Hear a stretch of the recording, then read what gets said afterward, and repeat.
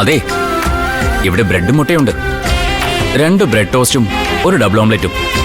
അതെ മാഷേ, ഞാനിവിടെ തട്ടുകട നടത്തല്ല. പറഞ്ഞത് തട്ടുകടായെങ്കിലേ ഞാൻ അങ്ങ് തിരിച്ചെടുത്തിരിക്കുന്നു. ഞാൻ പിന്നെ ഇവിടെ വിശന്ന് വലഞ്ഞിരുന്നോളാം. അയ്യോടാ പാവം. അല്ല, ദേവിക വരുമ്പോ എന്തെങ്കിലും കഴിക്കാനായിട്ട് കൊണ്ടുവരുന്ന ഞാൻ വിചാരിച്ചത്. കൊണ്ടുവന്നിട്ടുണ്ടല്ലോ ഒരു കെട്ട് ഗുളിക. അതല്ലെന്നേ, കഴിക്കാനായിട്ട് വേറെന്തെങ്കിലും.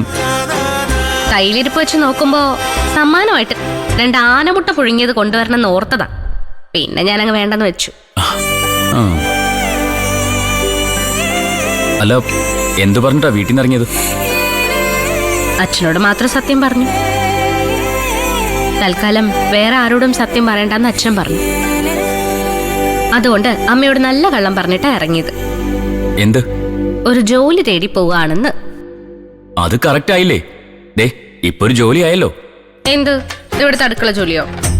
ഇത് ജോലിയാണോ? ദേവികയുടെ കടമയല്ലേ?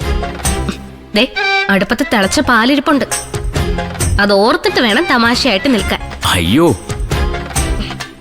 മര്യാദയ്ക്ക് ഹോളിൽ പോയിരിക്കെ. ചായയും ബ്രെഡും ഡബിൾ ഓംലെറ്റും ഒക്കെ ഞാൻ അവിടെ കൊണ്ടുവന്ന് തരാം. അല്ല, ദേവികയ്ക്ക് ഓംലെറ്റ് ഉണ്ടാക്കാൻ അറിയാല്ലേ? അയ്യോ, അതറിയത്തില്ലായിരുന്നോ?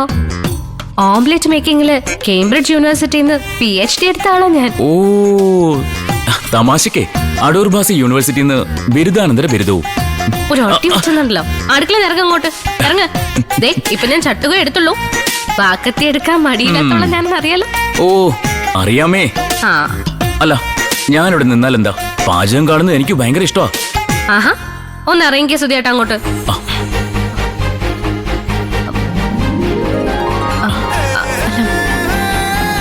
സിദ്ധു, സുധിയേട്ടൻ തന്നെ വിളിച്ചോ? പണ്ട് ഞാൻ പറഞ്ഞിട്ടുള്ളതല്ലേ എനിക്കതാ ഇഷ്ടമെന്ന്. അങ്ങനെ ഇപ്പൊ ഇഷ്ടപ്പെടണ്ട. പിന്നെ അത് മാത്രമല്ല, എനിക്ക് വല്ലപ്പോഴും ദേവൂട്ടിന്ന് വിളിക്കാലോ. ഇയാൾ എന്റെ ഇത് മേടിച്ച് അടങ്ങൂലേ? പോയി അപ്പുറത്തിരിക്കും.